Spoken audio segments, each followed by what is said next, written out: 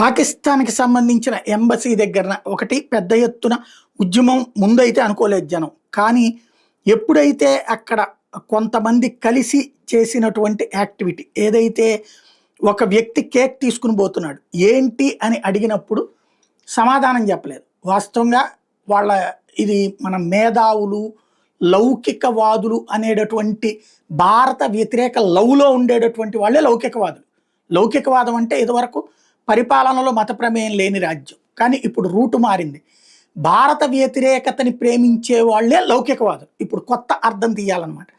వీళ్ళు వాగేటటువంటి వాగుడు ఎట్లా ఉంటుందంటే, ఏదో వాళ్ళ లోపల ఏదో సెలబ్రేట్ చేసుకుంటారు. ఈ వాట్సాప్ యూనివర్సిటీ గళ్ళ బత్తాయి గాళ్ళు దానికి ఆ చుట్టూతా కెమెరాలు పెట్టేసి, మైకులు పెట్టేసి బెదిరేసేటప్పుడు కాడు సమాధానం చెప్పలేదని పనికిమాలిన విశ్లేషణ చేస్తారు. కానీ వాడు ఏ సమాధానం చెప్పలేదు.